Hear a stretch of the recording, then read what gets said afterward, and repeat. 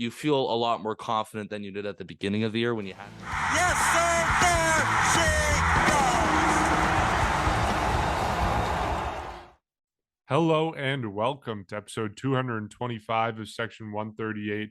I'm your host, Mark Colley, as always, joined by Bryson and Jacob. The Blue Jays take 2 of 3 from the Chicago Cubs. A little bit of a bounce back after a rough series against the Los Angeles Angels, but certainly still lots to pick up on. Bryson, Jacob, how are you guys? Doing all right. Yeah, you're right. It definitely was a better series in terms of results, and of course, still some issues remain in terms of this current cold spell, if you want to call it. But definitely winning 2 out of 3 was something that was good, as much as they couldn't complete the sweep. I think, when you scoreboard watch, you see other teams like the Seattle Mariners, like the Tampa Bay Rays, sweeping as of now. So, the Jays, I believe, are now 2 games back of both of them for third in the wild card race. So they're hanging in there with them. And of course, at the same time, they're also keeping their distance from the Orioles for a couple games. So definitely a better series, obviously, compared to what we saw previously. And I think maybe it's something to build off of now for the month of September. Yeah, and it's definitely one with the Cubs. You're now going on the road. You're finishing out that homestand. You need to take at least 2 out of 3, and I think I said 2 out of 3 was the minimum. But overall, it was a good series. Not the greatest third game, although there were positives, so it's not like it was a total loss, even though they technically lost. But it's looking good. Now we have September, the final month of the season, where they're going to spend like half of it on the road. But I think this is what the team needed, at least to just. I mean, ideally you win that last game, but take 2 out of 3, gain a little bit of momentum, and now have a few interleague matchups, and let's try to get this wild card race wrapped up. Yeah, I'm a little bit conflicted about how to feel about this series. Like, on the one hand, I, coming into this series, predicted 1 of 3 for the Jays because I was expecting kind of a longer losing spell that we've seen them go through over the course of the season. Normally, it isn't one losing series and then they're right back on the horse. Normally, it's a longer spell of losing series, getting swept in series. It's a stretch of 9 to 10 games where they're really, really struggling. And on the one hand, it's great that it wasn't a longer stretch. It's phenomenal that the Jays were, yes, inconsistent, but still able to bounce back a little bit from the Los Angeles series, get a little bit of momentum before they head out on the road against Pittsburgh. So, in that respect, I'm happy with this series, but in the respect that the Jays didn't sweep the Cubs, who are 20 games below 500, that's where the kind of unease comes in. And yeah, like, in a normal situation, I would never expect the Jays to sweep every series. Like, I think you look at the best teams in baseball, you want to talk about how to become a playoff team. And the answer is you win every series, whether it's 2 to 3, whether it's 3 to 4, whether it's, splitting a 2 game series. Like, that's how you make the playoffs. That's how you're a best team. You win 2 out of every 3 games. So in a normal situation, I wouldn't be upset with the Jays winning 2 out of 3 instead of sweeping. But we're talking about a team that is inconsistent and has no level of consistency across the season. So when they're hot, they need to be really hot to make up for the cold spells. And that's where this other part comes in, where if the Blue Jays hope to make up for their losses, if they hope to make up for that sweep against Los Angeles, that 1-9 stretch in Oakland and Seattle, if they hope to make up for these games, they need to go on hot stretches and they need to do it soon and fast. So that's a part of this that I'm not happy about. If you're going to run super cold, you also got to run super hot. And the Jays had the opportunity to sweep. They didn't. So I'm conflicted about this series. I'm interested in hearing your guys' thoughts. You do bring up an excellent point. I mean, like, overall, the record 70 and 58, I think it is, if I am correct there. It's a good record. Like, you are over 500, or 70 and 59, actually. So you're over 500. You're in a playoff spot. You're a good team. But it's not really, like, the numbers are a little bit deceiving. Like, you're either a really, really good team or you're a really bad team. So it's almost like 2 polar opposites leading to just, a little bit of a sway to the better end of it. But in terms of, I think, this last month of the season, like, we're running out of games here. And we talked about this last time.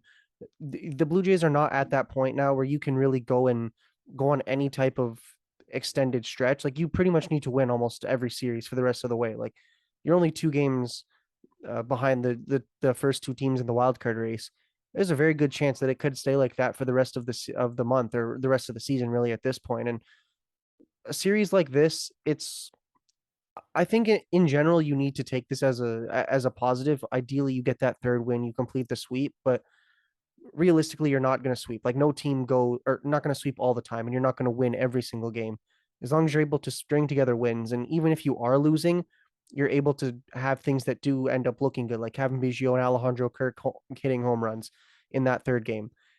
Still, things were good in that game. They just didn't end up winning, and you can say, okay, well, technically we lost, but there are things that we can use in our next game. And now, the Cubs, who they also played last in the Angels. So the Angels series was an absolute mess. Cubs series a lot better. You're now going against the Pirates, who again not a good team. The Orioles, who are a playoff team or on the cusp of being a playoff team. They're in the hunt for it. You need to now take advantage of these games, and unfortunately, you do kind of have to make up for all those losses. And it's not ideal saying we need to win because we need to win extra now because we've been so inconsistent all season. But it's kind of exactly what needs to happen. And I think if you're able to take 2 of 3 for the rest of the season, or at least win every series or split every series, that you don't want to lose or get swept. If you're able to do that, then I think that's what they need to get in the playoffs. And we've seen this pretty much all around sports. Once you get in, you're not on equal playing field. Like if you're the last seed and you're playing the first seed, obviously there's a difference in play. But I think the Blue Jays or any team or are the team that if you get in the playoffs and you get hot at the right time, they could easily, and I'm a little bit biased here as a fan, but you easily could go on an extended run in the playoffs and you could beat any team. But in order to get to that, you need to take every series like you took this series, at least win the series. If you're going to lose, which is going to happen, I'm not saying they're going to finish the season with 59 wins. Like you're going to lose a little bit more, but you need to just go out and be competitive every single game. And overall, they did that. And even there were some moments in the LA series where they were in it to some extent, but we're just going to throw that one away. But I think overall, right now they're going on a 10-game road trip. Almost forgot the words there, but they're now going on the road. They have some time to at least make up some ground, have some easier teams. I know we said that, but right now, what you need to do is you need to just go out and be competitive enough to win every series, and especially if it's a bad team, because it's a sort of a coin flip when you have 2 good teams. But right now, you're looking at guys like Ross Stripling starting that first game. He's going to need to be critical as in that first game. You can't have games that you're throwing away. I don't necessarily think that they're going to do that anymore, but if this up and down season were to end on a certain note, I think it needs to end on a high note, because right now you're not in that, you don't have that leverage to say we've been kind of up and down all season. We now need to win in order to not only make up those games, but keep pace with these other teams who haven't necessarily been like that. Yeah, definitely things still are far from perfect after this series, of course. And the problem has been, of course, with the inconsistent play. And the part of the reason for that as well is, in a way, playing down your opponent. We saw that with the Angels. You still kind of saw flashes of it with the Cubs. And again, it gets a little bit, I don't know if you want to use the word stressful, but it catches your attention, obviously, now with the scoreboard watching too. And I talk about the teams, of course, or I did earlier about the teams ahead. I think, the one thing too about, a team behind them like Baltimore, in terms of who is just on the cusp of getting in, who are currently 2 games back. I think one of the deciding factors for both this team and the Orioles is how much both of these guys play each other the rest of the way. The Jays beating the Orioles an X amount of times could potentially ruin their playoff hopes and potentially secure their spot.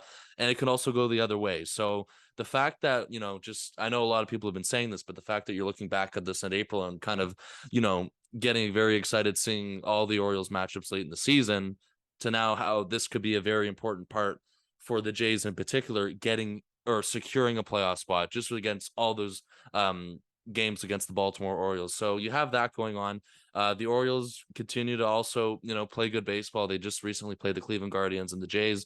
Jacob, you pretty much recapped good parts of the series, of course, and obviously the bad parts as well that came with the series is that you had good moments and you still had some bad moments, even though it did work out really well. I think the fact that they won, first of all, with the red jerseys on game one with Jose Barrios pitching, that was definitely an exciting game. And it feels like, a team who was struggling, kind of winning in a walk-up type of fashion may be the way to go in terms of how you're going to win the game. So that was very good to see in terms of how they pretty much rallied at the end of the game, because just for the first 7 innings, it just wasn't looking good. It was a 4-0 deficit.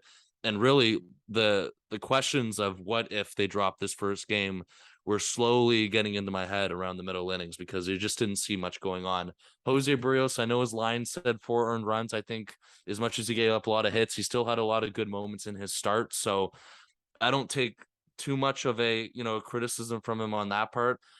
Before, of course, they handed it over to the bullpen on that part. So I'm fine with, I guess, the way he pitched. But of course, again, that 7th inning, from pretty much what happened with Danny Jansen, who's been struggling pretty much since he, I guess, came back. He had a really good first couple of weeks. We know he's been on the IL 2 different times, and we know since he's come back and played on a consistent basis most recently, he hasn't exactly been hitting the ball well, or kind of hitting the ball as we expected. So he was obviously the reason for the 3-run home run in the 7th inning. And of course, Matt Chapman in the 8th inning tied the game, which was a very exciting moment as well when he singled to left field. And of course, Danny Jansen again, hitting the go-ahead single to win the game. So you had that in game 1. And in game 2, of course, was the return of Marcus Stroman, who had maybe a decent start, I think. And of course, the night before, he got a nice video tribute. And Kevin Gosman, lights out again, of course, through 6 innings. He had a really good start. He looked a lot more in control in terms of the high strikeouts and not as many hits as we've been seeing, I guess, as, different points of the season where he's kind of had, just a bad start here or there. So that was also a game where my highlight as well was, of course, somebody like Teoscar Hernandez, who was, been the topic of criticism, of course, from me in particular, and of course from a lot of people, in terms of, is his head in the game? Is he just really hurt? And if he's hurt, he shouldn't be playing. He obviously took a night off to rest that foot even more. He came back and he hit that home run as well in the 6th inning. That was a lot more like the Teoscar Hernandez that we saw. And of course, he was also smiling, which is something that he usually likes to do when things are going well. And that's something, again, that we've been missing. So I thought that was definitely a sigh of relief from that in the 6th inning. And of course, Vladimir Guerrero Jr. as well, homers in the 7th inning. So that was definitely a good game in terms of that. It was an exciting finish again. Kind of the Jays have these innings where, or at least in the series when they won, is that they just had a random inning where it just randomly started. For example, I know the 5th they got the 1 run, but in the 6th innings really when it came together, when they put up the 3 runs. And that was pretty much what happened there. And of course, the 3rd start with Mitch White starting, as much as you may want to give him a pass on his last start against the Angels, his stuff obviously in this game wasn't as good again. And it just feels like, with all due respect to him, and it's, I guess, no offense to him in a way, is that whenever he pitches, it just feels like the team loses. And I know that's kind of been a topic of criticism as well. And he just hasn't really been as effective, I guess, as they would have hoped to start things off, because this was a game where the offense definitely was hanging in there with the Cubs. And every time they got close, the Cubs extended the lead. And it felt like every time it happened the next inning when the Jays got on the board, which was definitely frustrating. So I've kind of left my main takeaways out till now, and I'm going to say them now. And that was certain people from the bullpen as well. As much as I had good takeaways from the offense, I think certain guys, of course, Jimmy Garcia has been good all year.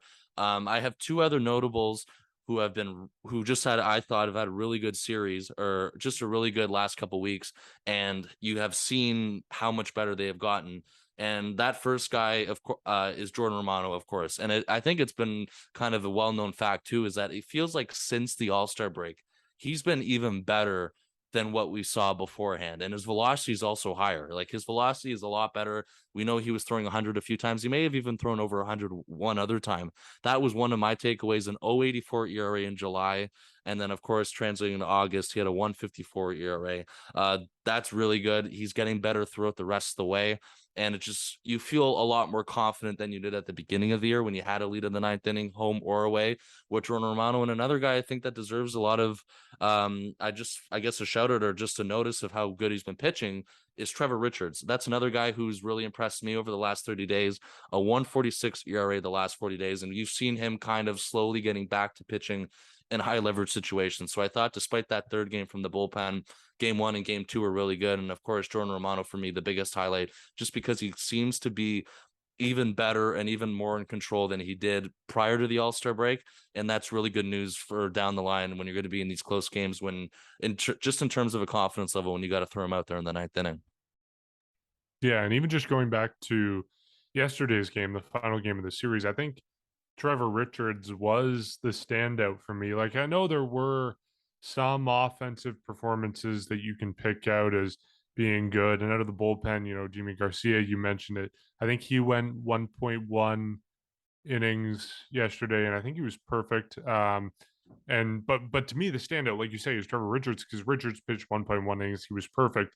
I think he had 2 strikeouts. It's not what we're used to seeing from Richards. So to see him get back to, I guess, a little bit of what he was last season, and try to use this last month of the season and hopefully into October to prove his worth to this team, to make his position and his usefulness in the bullpen known. Like, that's what you want from him. He's not, bottom line, going to improve much of his end of season numbers, because this has just been a bad season for him, straight up.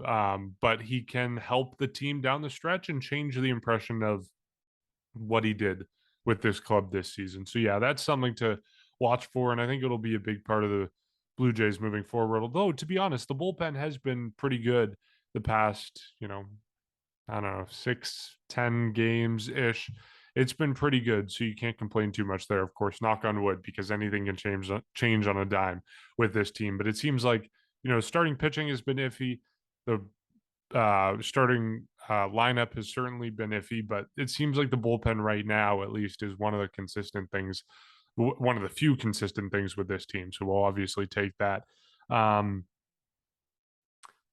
You talk about Mitch White, we talk about the bullpen, we talk about the rotation. Let's talk about him, because obviously he hasn't gotten a lot of help defensively the past 2 starts. You mentioned the start against Los Angeles. We know there was a Shohei Ohtani easy fly ball turned into a triple because of Teoscar Hernandez, and then his start kind of unravels from there. He didn't get any help from Vladimir Guerrero Jr. either at first base. He made some miscues, so just some ugly defense. You can't blame him for that outing, even though he did end up giving up 7 earned runs in 5 innings of work. But you look at today's start, or I guess yesterday's start, August 31st, 4.2 innings, 6 earned runs. Like, is it too early to make a judgment on him? Like, he's only been here for a couple starts. He hasn't gotten lucky with the defense. Is it too early to say that he's not as good as promised, or not as good as the Jays would hope, or needs more time to develop because he's still kind of getting his feet wet? I lean towards the side of it's too early to make that judgment. He was really good with Los Angeles, even though he was, kind of bouncing between the starting rotation and the bullpen. I think it's too early to make that judgment. I certainly hope he'll be getting back to what he was with LA. I think he will, with some solid defense behind him. I don't think, we use a comparison to Ross Stripling. I'm not sure that's totally fair, because Ross Stripling is having a great season. I don't think Mitch White has been expected to produce that level of output, especially this early in his career, this early with a new team. But I hope he gets back. I think he will kind of regress to the mean in a good way, in a positive way, and start pitching a little bit better. But I've seen at least some rumblings, maybe half jokingly, about, now it's time to put Yusei Kikuchi back in the rotation because Mitch White is struggling. Uh, and I think both of your faces pretty much sum up how we feel about that. No, like, Kikuchi got a long leash and it did not work. It's time to give Mitch White time to see if he can figure it out, see if he can make it work. And the last thing I'll say is, if you do want to, like, if the Blue Jays can pick out something with Mitch White that's not working in his rotation, whether he's, or his delivery, whether he's tipping pitches. I know we've been talking about that a lot with Jose Barrios, whether it's a problem with Mitch White or they're just picking up something that's not going right in his delivery. Like, the Blue Jays have the ability over the next few days to skip his spot in the rotation because there's the off day today, as we discussed this on Thursday. They play 6 straight games against Pittsburgh and Baltimore, so you can't really skip anyone there. But then they have an off day before they head to Texas and then back home for a 5-game set against Tampa Bay. So they have the ability to jig things around a little bit if they want to skip his spot in the rotation and work on anything. So I think that's a possibility. I don't see them doing it right now, especially because I think they like having those extra days of rest, especially in the dog days of summer. Or I guess now we move into the fall, but I don't see that happening. But I think it's a possibility if they want to figure Mitch White out. What do you guys think about Mitch White's performance so far? Too early to make a judgment, and how do you think he is going to perform over the final month of the season? So I think it's a little too early to make any assumptions about him. It is, you know, ideally you want to have a better start to your Blue Jay career, especially against teams that aren't necessarily the greatest. But at the end of the day, this is not. It could be better, but it's not the end of the world. And I think realistically, we didn't expect him to be the ace of the staff. He's more or less a reliever, uh, reliever slash longman, back end of the rotation type guy. And I know we're not in the playoffs yet, but Yusei Kikuchi, Ross Stripling, those are perfect guys you want on your roster in the playoffs. Like, you're not going to go with 4. Well, maybe you go with 4, but you I don't definitely. know. I don't know if I would say Kikuchi is a perfect guy I would want on my roster in the Okay. playoffs. No, what I think okay, in a yeah, perfect world, he is nowhere near my roster. okay, maybe he specifically. What I mean though is the players, like the guys that can start or give you 4 or 5 innings out of the bullpen are perfect because you have 5 starters all season, or most likely you do, but you don't need 5 in a playoff series. Mitch White, I think, even if he struggles a little bit, I mean, if he continues to struggle, then it's okay. Maybe we don't put him on the playoff roster, but he's, to me, it's almost similar to the role Francisco Liriano had all those years ago, where he was a reliever or he was a starter, but then he came out in relief in, it was the 2016 series back in the wild card game, the Texas series. I think that's very valuable. It's kind of like what Ross Stripling can do, except somehow Ross Stripling's putting up like Cy Young level numbers. And but basically, I'm not worried. Like, it could be better, but this is a guy that they clearly saw something in, and realistically, you can be as creative as you want once you get into the playoffs, or even you still have to get in, but realistically, like, the team is good enough, or the team's good with him. They can get into the playoffs. They can, do those things, but I think that he's the type of guy that they can work with and they can be creative. Obviously, you want to fix the product on the field if it's not up to standard, but more specifically, the role that he can fill, I think it's one that the Blue Jays have a lot of flexibility with. And you go into the playoffs, you go into those situations where you don't necessarily need a full rotation or a full roster, if you will, but you then can divvy up and spread the guys out in different types of roles. So this is a situation I'm not concerned about it in the least. Ideally you want him to perform better, but it's not one that I'm worried about. And I hate to say this, but where else is he going to go? Like, you're not going to put Kikuchi back there and back in the rotation. He's clearly, that unfortunately didn't work. And I hate to say that, but he has, I guess, if he was looking for a time to struggle, this would be the time, because he has the ability to work through it and he has the time to work through it. But I think this will be a perfect end of the season for him, and Blue Jays will use him how they see fit as the playoffs come near. Yeah, I'm with both of you. I'm not too concerned about it, as much as I guess was a bit sarcastic, but also true about how when he pitches, they don't win. A lot of that isn't reflected on him truly. So as much as there's been starts where his stuff hasn't been the greatest, the defense obviously hasn't been helping him at any sort of point either. It's not doing him any favors, and pretty much since coming over. But before, of course, when he was with the Dodgers, we know the numbers he put up. They were pretty good numbers for somebody who was going back and forth, like you guys were mentioning. And the numbers he's put up since coming over here with a 7+ ERA, it feels like, for a pitcher that, from what we've seen from him throughout his first 3 years of his career, it just doesn't seem like it's sustainable. And of course, even if you look at his fielders independent pitching, it is at 350 56, which shows how much of a difference that truly is of being unlucky. Pretty much almost half of that, double that is pretty much his ERA, at least almost. So you see the amount of, I guess, just pretty much how inflated that truly is because of stuff that could be outside of his hands in terms of defense and in terms of other situations. And that is something that the Jays have also committed to by acquiring him. I think they're fine with him, as much as it obviously not ideal of a start. And I'm sure Mitch White would be the first person to tell you that as well. It's something that I think throughout the rest of the month probably will eventually even out. I think that's the expectation there. And I guess the second point pretty much adds on to what you were saying, Jacob, is that if you do, let's just say you take him out of the rotation, who else is there to go into the starting rotation in his place other than Yusei Kikuchi? And that is an absolute red flag. I don't think that that's something that is permanent, although I will say we are aware of the doubleheaders that are coming up. We're also aware that it has kind of been hinted by, I think, John Schneider, maybe Pete Walker as well, that there may be rotation tinkering throughout the rest, or at least coming up in the next couple of days, in terms of just lining up your starters for better matchups. I talked about it earlier in terms of how crucial those games against the Baltimore Orioles are going to be, and even games like of course, the Tampa Bay Rays, who one of those doubleheaders is against. You have another 5-game series with them, and of course, you also have the New York Yankees one more time too. Going to be pretty crucial to see how you line up that rotation.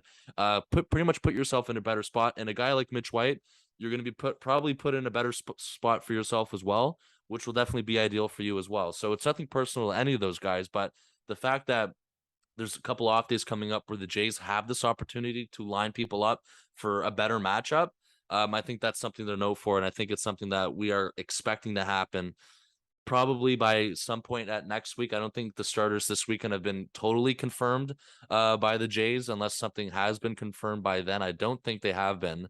They have not been yet. So maybe some sort of change could be happening.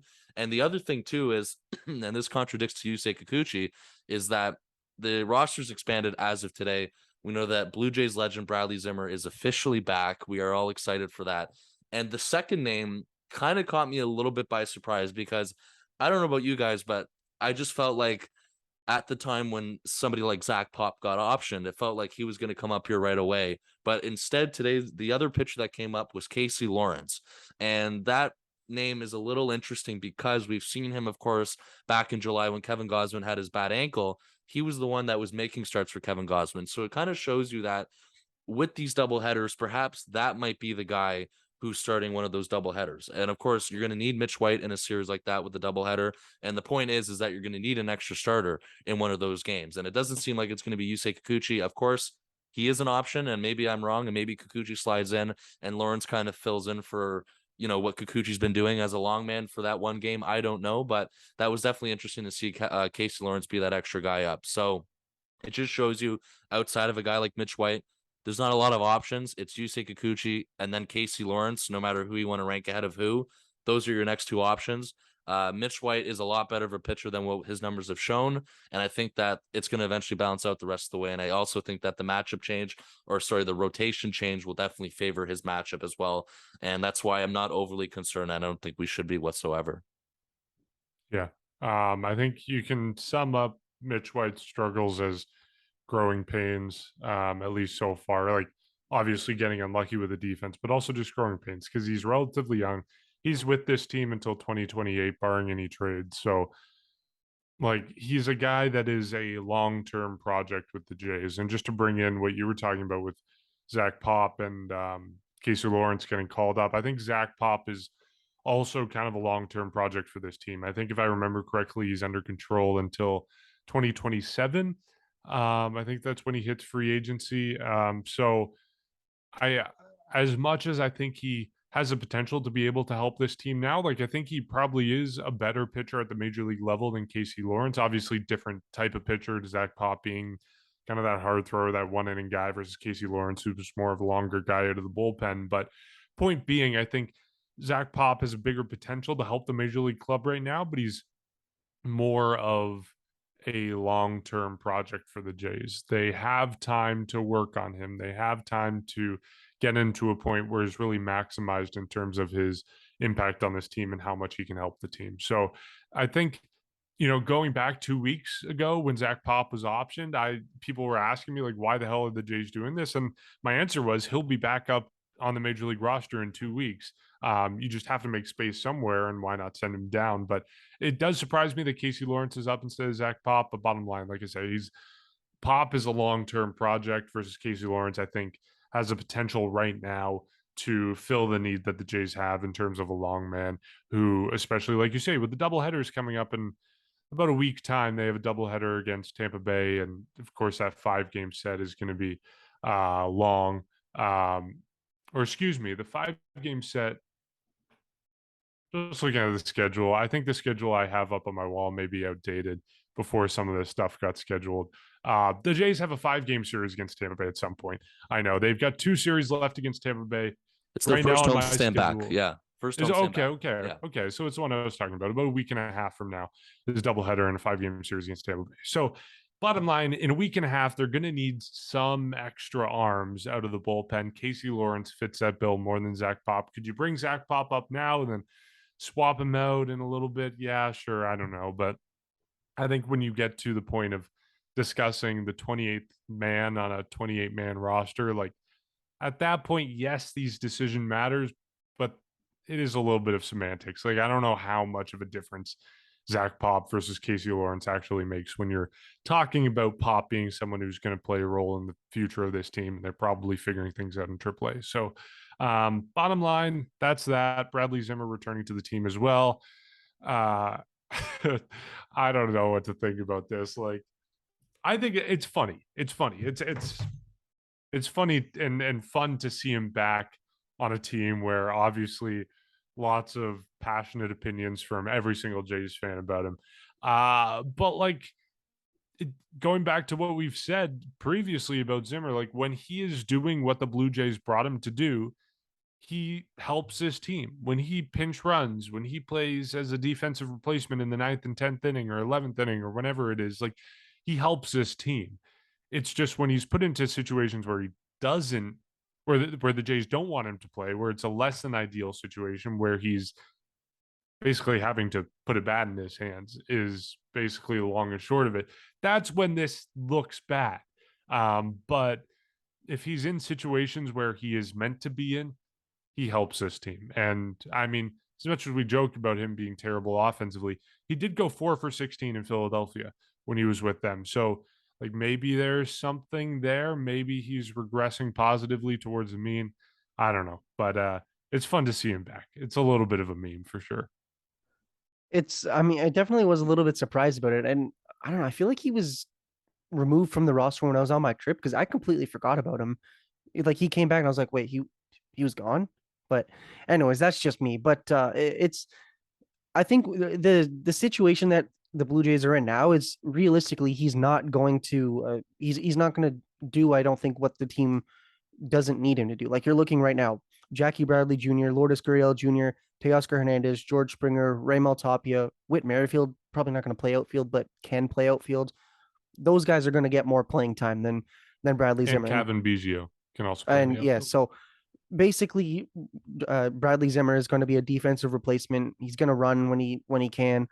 That's totally fine. And especially with this whole the whole extra innings rule where the runner's automatically at second base, you can pinch run for someone, especially if it's in the bottom of your order. And this isn't new. We've seen this since the rule was implemented, but Bradley Zimmer fits that role. And there's absolutely, I don't think really any issue with it. I mean, hey, the rosters do get expanded in September for a reason. So it's definitely not the big signing that people expected it to be, but it's not really anything bad by any means. And like you did say, if you need him to, I mean, I doubt they have him pinch hit, but if they need him to play Why an actual on earth would you do that? I'm just saying, if they Why need on him, earth would you pinch hit Bradley Zimmer? if they Who need would be him worse on the Jays roster as a hitter than Bradley Zimmer?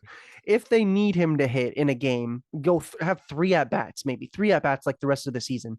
It's not the end of the world, is what I'm trying to say. I don't think he will. But anyways, what I'm saying is, he may get at bats as like a starter. Like there may be that's what I mean.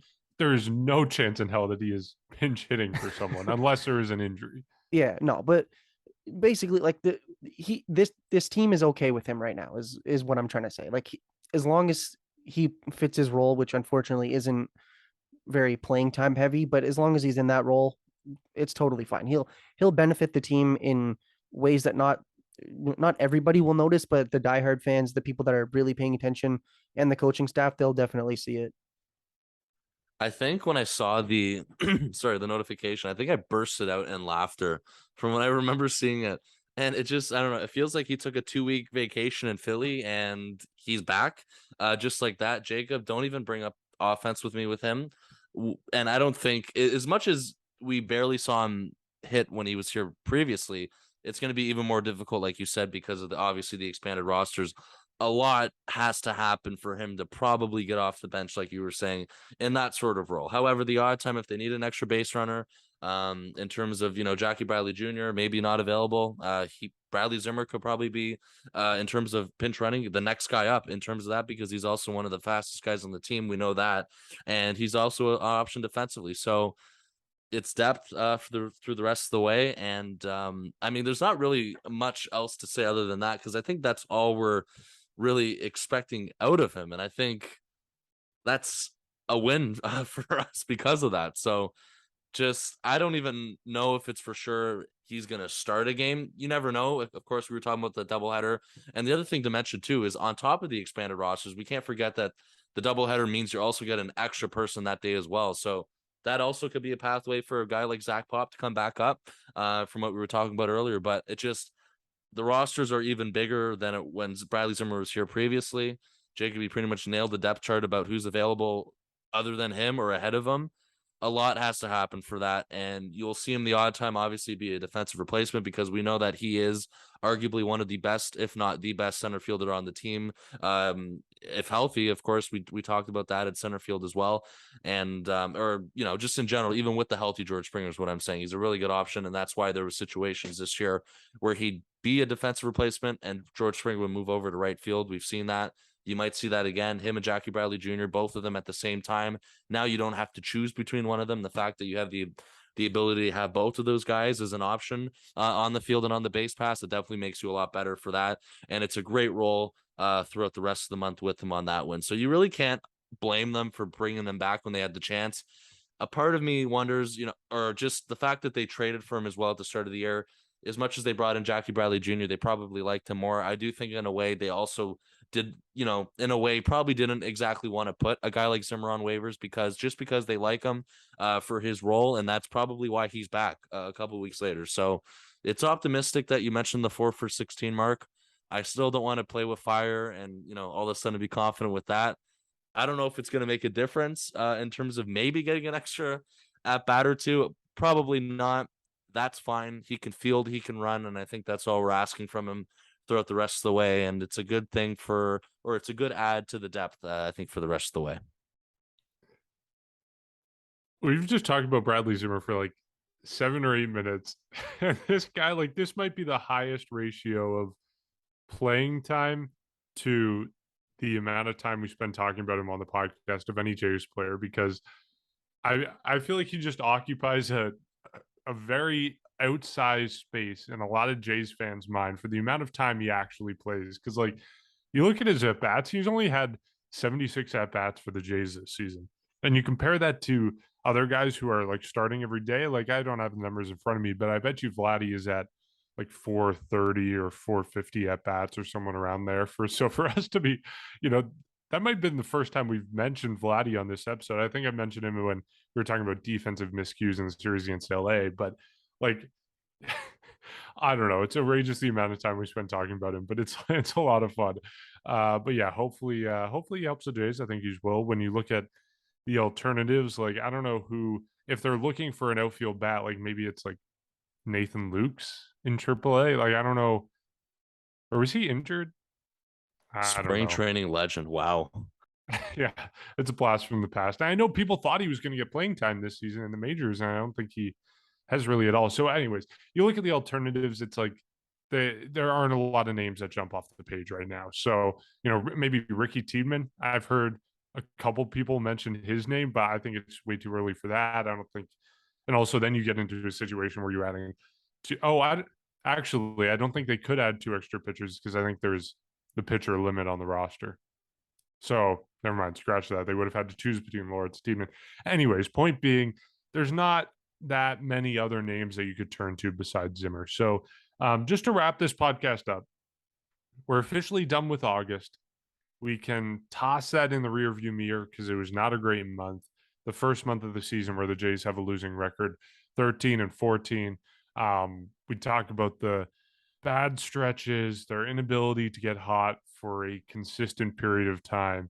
That's in the rearview mirror. It is officially September. It is officially the pennant race. I know I was in Montreal earlier today. I'm in Ottawa now. You guys in the Toronto area. It was cold where I was. I assume it was also cold in Toronto. The winds of fall are here, and certainly in the pennant race. It's coming down to these final couple series. The Jays have, like we were talking about earlier, I think 9 games left against Tampa Bay. They have 1, 2, 3, 4, 5, 6, 7, 8, 9 left against Baltimore. And then they have series as well against Pittsburgh, Texas, Philly, and Boston, I think is how it ends up shaking out. I They think also they have a series end. against the Yankees. I think in they there. end in Baltimore, if I'm not mistaken, Big too. series Yes, with they do. Baltimore at the end. Yes. Yeah. So like there's a lot of really big important games going on here. What are you guys expecting from the last month of the season? What do you think needs to happen for the Jays? And I guess here's the kicker, the final question. Do you think the Blue Jays will be able to clinch a playoff spot before the final 3 games in Baltimore? Or do you think those final 3 games in Baltimore are going to be for all of the marbles? I'll start with that first because that's the most intriguing part here. Oh man.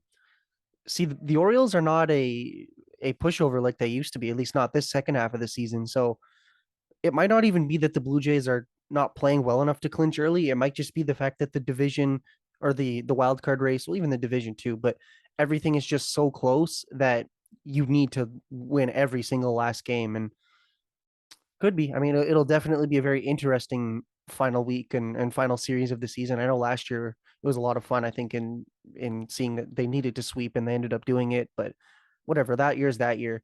Um, I don't know. I think it's going to be a lot of late clinching, especially in the American League, because every team is so close and it's going to be fun. But specifically for the Blue Jays, I think the biggest thing is your key players need to be your key players.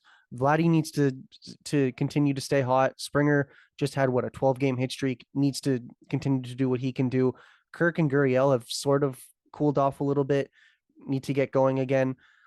Barrios, I can't believe I'm saying this, but he really needs to kick it into high gear. I don't know how, I don't want to trash my He's been fantasy. good over the last He- few starts. He's been good, but it's been very shaky, or he's been shaky, or just up and down, I think, from start to start. He's on the gonna, right path, I think. Yeah, no, but like what I mean is he's basically the key guys, like the front of your rotation, the players that you expect to carry you have to carry you. And that's it. Like when the Blue Jays are on their best, when they're playing their best, they're one of the best teams in baseball. And it wouldn't shock me if they get hot really early or hot at the right time, where we could be celebrating deep into the fall. You know what I mean? And but it's going to take these players to just continuously stay at the high level that they are. And yes, you need contributions from the bottom of the order, from the back of your rotation.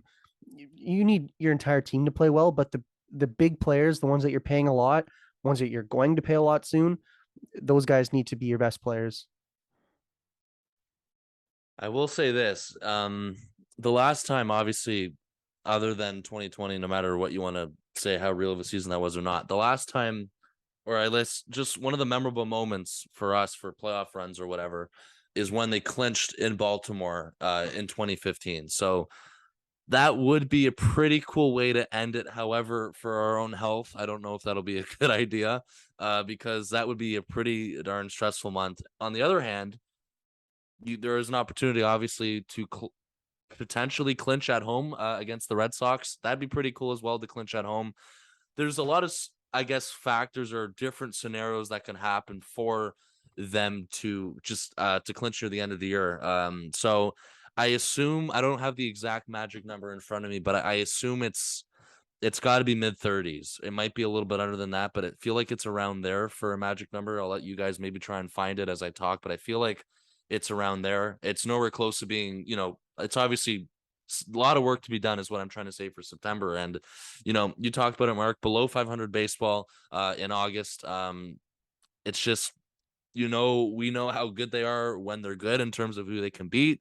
And we also know how low it can be when they're struggling. And unfortunately, we have seen both ends of the spectrum throughout the second half of the season quite a lot. Just when you thought you'd get away from, just moving past those cold spells, unfortunately, you go back into them. And that's been unfortunately the frustrating part of the season. So they have to catch fire. They have to catch fire at the right time.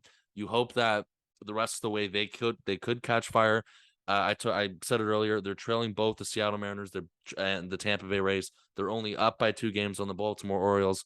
Things can go really good in one series, but they can also go even worse in another series. So the current magic number is 32 from what you're saying to me, Mark.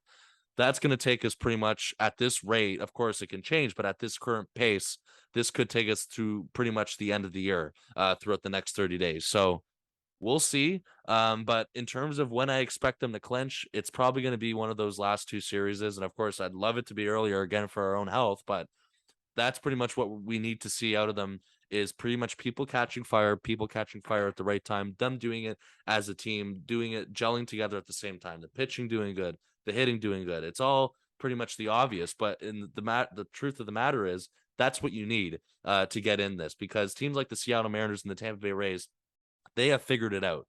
They have caught fire. They are winning series left, right, and center. They're sweeping a lot of series as the Rays all of a sudden are approaching, still, I guess, a reasonable gap from the Yankees, but they're getting closer slowly and slowly. And of course, the Jays are only 2 games behind them on that one. So you have an opportunity against both the Orioles, both the Rays in September. You have to take advantage of it. That's what I want to see. My key factors, I guess, now throughout September is, especially in the division, you win those division games against the Rays, against the Orioles, because that could be the deciding factor of both their season and your season. Yeah, you mentioned everyone else having it figured out right now. Right now, or as of last night, the Mariners were 41-19 in their last 60 games, which was the best record in the American League over the last 60 games. So, yeah, they've got it figured out. And, we've seen the result of that. They've gone from a team that was trailing the Jays in the wild card to now being up by 2 games in the wild card over the Jays. So, Jays got it figured it out. And, this last month could be very stressful, but where there's stress watching baseball, I think there's also a lot of fun. A lot of the times, like, those games that matter are what we watch this sport for. So I'm not complaining if it's entertaining, but of course, I would really love the Jays to make the playoffs this year. And yeah, like, you would have to, looking at how narrow the situation is right now, you'd have to go into the final 3-game series in Baltimore. You'd have to go in 4 games up in the wild card race in order to have that series not matter at all. It might matter for, seeding within the wild card between Seattle and Toronto, et cetera, et cetera. But for the battle for playoff hopes between Toronto and Baltimore, the Jays would have to be up by 4 in the wild card race for it not to matter. And they're up by 1.5 right now. So you're talking about the Jays picking up 2.5 games over the course of 15, 20 games. So, like, it's not far-fetched, but at the rate things are going right now, where the teams are playing very similar baseball, and they've got a lot of games head-to-head against each other, and Baltimore so far this season has had the Jays number. Like, you add all these factors up, and if the Jays aren't hot, that final series in Baltimore is going to be for a lot. It's going to mean a lot in this season. But of course, we don't have a crystal ball. We're 30 games away from the end of the season. Still lots of stuff to look forward to. And one hell of a month of September coming up. Bottom line, whether the Jays win or lose, whether they make the playoffs or not, whatever happens, we're going to be in for a fun ride. That's for sure. And we're going to be watching every single game with high hopes and perhaps low hopes at points, depending how things go. But 3 games against Baltimore was what is up next immediately for the Blue Jays. We don't know any of the starters for this series yet, as we have discussed on this podcast. PNC Park is going to be a beautiful venue. I know some Jays fans are making the trek down there. What are your predictions for the 3-game series, even though we don't know any of the starters? I could be wrong, but I think I'm just looking at the score right here, and they're listing Manoa. Actually, I think it changed. None of it's confirmed. Yeah, Yeah, well, none of it's okay, so confirmed. yeah, you're probably. I don't know. It's let's just hope they win this series because we talked about the Cubs being under 500, well, quite far under 500. Same thing with the Angels.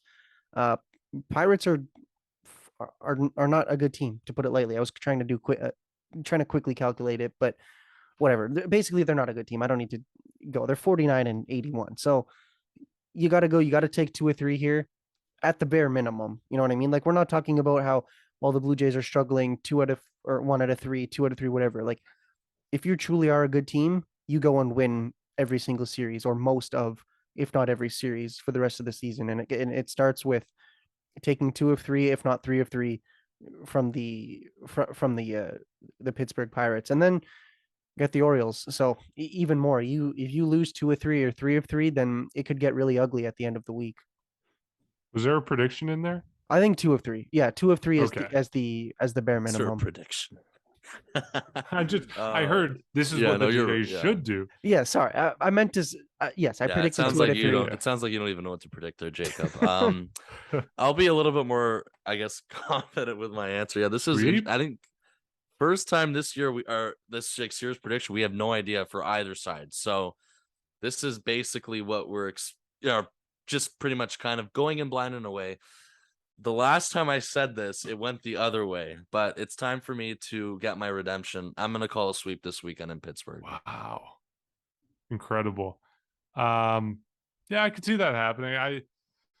Oh, geez, this is a tough one because I'm not confident where the Jays are right now. Like, we talked about it on this podcast over the last hour. Like, they, in some respects, look really good. In some respects, I think they're back on the horse. In other respects, I don't think they did enough against Chicago. And I don't know. It's a weird situation to be in if you're the Blue Jays. But yeah, sure. What the hell, Bryson? I'll join you. I'll predict a sweep. And hopefully we don't have a repeat of that Los Angeles series because that would not be pretty, certainly. Okay, we will wait and see who the starters are. We're looking forward to the beautiful backdrop of the skyline of Pittsburgh in PNC Park. As always, you can support our podcast by going to patreon.com/section138pod. You can leave us a rating and review on Apple Podcasts and Spotify, wherever you listen. Just helps spread the word about what we're doing. And then, we mention this sometimes, don't mention it all the time, but you can check out our YouTube as well. Just go subscribe to the account. You get notified every time a video is posted. You'll never miss anything we're doing. And you can make sure that you're watching all of our reactions to the stupid things each other say. And then, of course, to not miss any of our content, you can also check out our social media at Section138pod. That's on Instagram, TikTok, and Twitter. 3 games in Pittsburgh, 3 games at PNC Park. We'll catch you after this year.